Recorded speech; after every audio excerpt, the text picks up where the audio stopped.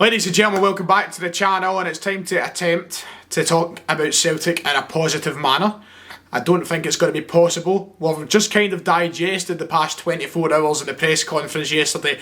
So we'll try and come into this with a view on the game which is a little more refreshing, a little more positive, and we'll talk about the actual football on the park. I'm promising all this now, and it's still going to happen, is it?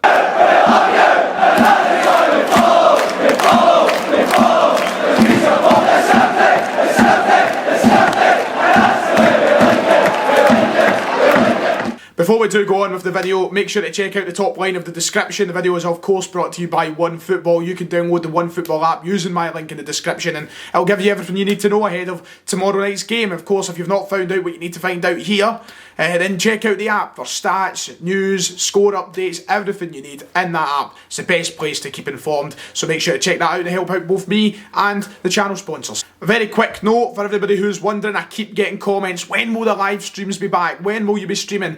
Through YouTube and through Twitch. I'll be streaming all week through Wednesday and Saturday. Those are the 4 days I'll be streaming. So tomorrow night we'll start streaming on Twitch, and for the FM series with David we'll head back over here. But keep an eye out on the Twitch channel. Go and follow me at officialryan118 and you can keep up with the streams we go and do there. Some single player FM, some other games like GeoGuessr, everything over there. Right then, Livingston against Celtic at Almond Vale. We of course play Livingston for the second time in about 5 days. We took them on a Saturday at Celtic Park without 13 of our first team players, and it wasn't great, it wasn't pretty to watch. A 0-0 draw. Livingston should have won the game. They were robbed, you could say.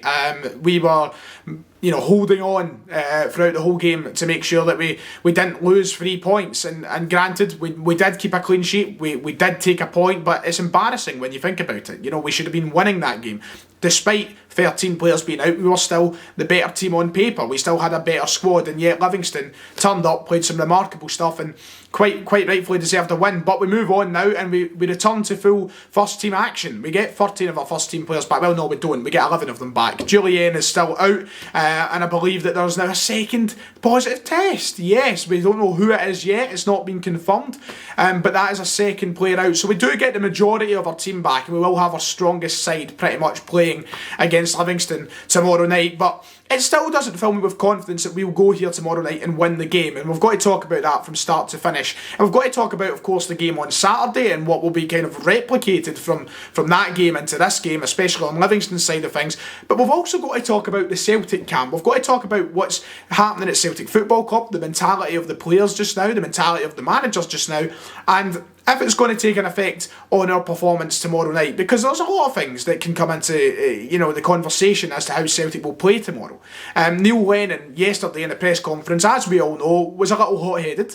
It looked as though he's a man who feels the pressure of the job at the minute, a man who might be sort of a little more in the know regarding these rumours of whether or not he'll be manager on Thursday.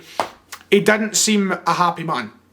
And whether or not that comes down to the rumours of him not being manager come Thursday, or whether or not it's just down to sheer anger at the way Celtic are being portrayed in the media at the minute, it doesn't really matter. Right now it doesn't feel like we are under comfortable hands, assured hands, and it's making us fans less confident day by day in the team, and I think that's I don't think fans can blame themselves for that. Now, I still have had some of the optimist side of the support in the comments questioning my sort of allegiance to the club.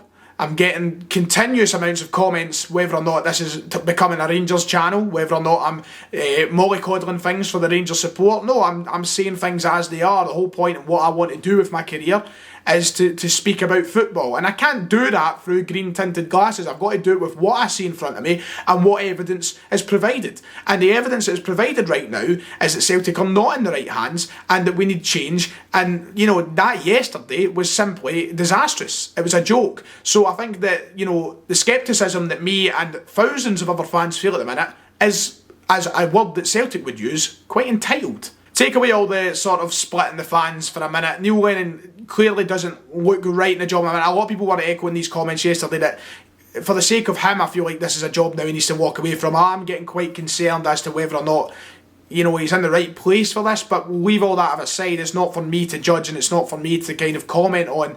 I just think that right now it's a hectic position for everybody involved in the club, and the squad especially. I think they'll be looking on and going, what are we playing for at the minute? And, we're on severe risk of falling even further behind tomorrow. Livingston right now are flying, we all know that, and they showed how good a team they are on Saturday. They came to Celtic Park and they played some lovely stuff. And now being at home, and now having the advantage of the plastic park, of course, which is never an excuse, but it does suit them. We can't, I would never turn around and blame a loss on the plastic park, but it certainly has an advantage to Livingston because they train on it, they play on it for the majority of the season. It does suit them.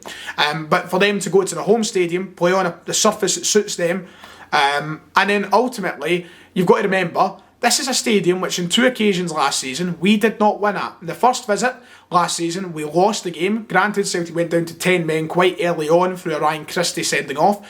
But in the second occasion we weren't much better. We relied on a Tom Rogic 90th minute goal to salvage a point. It's not a place we've done well over the past few years at. So Livingston will quite rightly be feeling confident moving into it. And David Martindale, he's just absolutely flying, and hats off to him. Right now, he's looking invincible. That is 9 games on the bounce without losing, 8 of those 9 being wins. And the 9th game, of course, a draw at Celtic Park. That, tip your hat off to the man, because that is incredible. I think Livingston were very successful at pressing Celtic high up the park on Saturday, and it didn't suit us. It might not have suited us as well because we were playing a lot of, kind of under-21s players, and a lot of the first team experience was gone. You've got Shane Duffy who can't deal with pressure. But they played to Celtic's weaknesses very well, and tactically it was a very smart move from David Martindale to go with the setup he did. And moving forward, they looked lethal enough. I think the difference between Livingston and maybe another side playing that exact same system at Celtic Park on Saturday was perhaps the lack of a quality striker. If you put Lyndon Dykes up front on Saturday there, if he was still at Livingston, they would have won 3 or 4-0 because they would have had a man who's capable of finishing. And no disrespect to the people who lead the line of Livingston, but that is probably the one thing that they're missing, is a clinical striker. And the chances that they missed, I think it does kind of show the quality difference. Right now they are flying, but they would kicking themselves after the chances they missed on Saturday. That's the reality. I know I would be if I was a Livingston fan.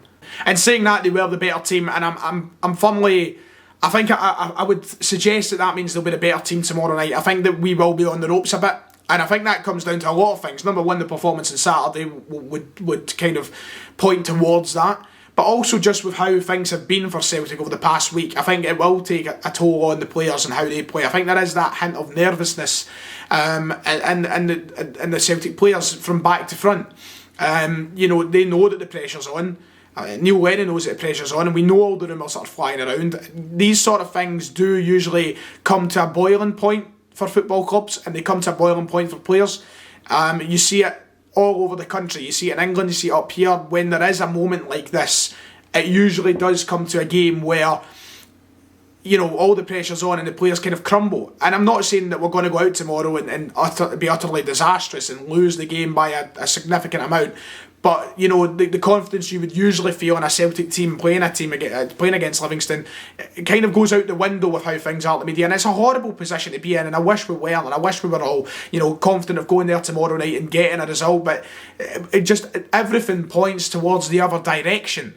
That's the reality of it, and it's not me trying to disguise anything. It's not me trying to mollycoddle other supporters. It's me telling the truth. Because what suggests that Celtic will win tomorrow? We've not won a game in 2021 yet. We've had 3 games this year and we've not won one of them. Granted, our team is back, but I don't know. It's just Livingston, you can't root against them when they're 9 games unbeaten. And then look at Celtic on the other hand and say, yeah, we'll go there tomorrow and win. So there is that, and what is our game plan at the minute? What is the tactic? Are we now going to revert back to that narrow diamond that we've seen before the January window open, before the Rangers game? Are we going to go back to that? Are we still, defensively, are we going to cut out these mistakes? There's so many questions that kind of surround the game, which makes it an irritating one to predict how it will go. The key is get Griffiths and Edouard back on the park, get them scoring goals, get that partnership to develop further. I think right now, those guys are the 2 men that we have to look to kind of carry us. Apart from Turnbull, of course, you've got to look at those 2 to get us the goals. You've got to look at Turnbull to create the goals. And the rest of the team right now just has to kind of do their bit. That's how it seems it's been going. And that's irritating, but that's how it's went. So with them back in the squad, I hope we are capable of scoring. I hope we are capable of course, keeping a clean sheet as well, because I think if Livingston were to go and score the first goal, it would make it a tough one for Celtic. I think Livingston would look to set up shop a little, and it would be hard for us to get back into the game. So it's a tough one to predict. It could go anyway with all these players returning, and Livingston will quite rightly fancy their chances. It's going to be an entertaining one, to say the least. I think for a neutral it could be a very exciting game. And ultimately, the question that is going to overhang this game for the whole 90 minutes and heading into the game and after the game is, will Neil Lennon be Celtic manager come Thursday morning? As for the lineup prediction, I feel like I've spoken enough. Look, I think we'll see the majority of first team players returning. I don't think he'll hesitate to get them shoved back in the team. Of course, without Julian, it's hard to predict who this second man with the virus is. It could be anyone. I'm saying, Edouard and Griffiths to do this, that, and next thing. One of those two could be the player that is out. We know we have Turnbull, we know we have Sora, we know we have Duffy. There are players that are guaranteed to be there, but there's one that we just have an overwhelming question mark surrounding. So it's weird. I think that we'll return to as close a side as we fielded to Rangers as possible, and that would be my lineup prediction. As for score, I'm going to go for a draw. I think it will be 1-1. I think Livingston could take the lead, and I think we're going to find it hard to get back into it. And I think we'll find a goal somehow, but I don't have the confidence we can win the game tomorrow. And I think this, honestly, take away European games, this could be the first time I have headed into a game, and for the match preview, I have predicted Celtic not to win. Genuinely. I've been so confident of my side for the last 4 years doing YouTube. I've predicted a win in basically every single domestic game. Just shows you the position we're in, doesn't it? Anyway, let me know what you think in the comments below. It's been a controversial comment section over the past week or so. A lot of people declaring their unsubscribe option. Look, I don't mind. I think that the channel is fine without the happy clappers. I'm not going to hide away from anything. I'm not going to disguise the fact that right now we're in a rut. I'm going to tell it how it is. Anyway, like and subscribe if you've enjoyed, and I'll see you all next time.